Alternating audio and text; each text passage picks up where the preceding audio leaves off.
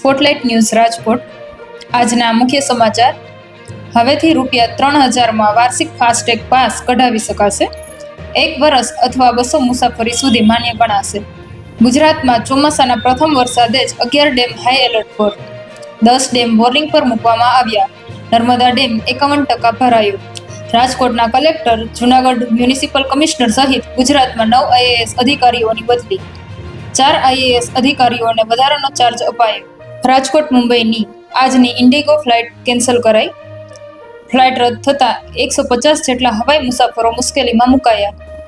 કાશ્મીર અને ઓપરેશન સિંદૂર મામલામાં મુદ્દે કોઈ મધ્યસ્થી સ્વીકારી નથી અને સ્વીકારશું પણ નહીં. ટ્રમ્પને રોકડું પરખાવતા મોદી. બોઇંગ વિમાનની વિશ્વસનીયતા સામે અનેક સવાલો. અમદાવાદ દુર્ઘટના બાદ 5 દિવસમાં બોઇંગની 66 ફ્લાઇટ રદ. સૌરાષ્ટ્રમાં ફરી કોરોનાના કેસોમાં ઉછાળો. રાજકોટમાં વધુ 9 કેસો અને જામનગરમાં વધુ 10 કેસો નોંધાયા.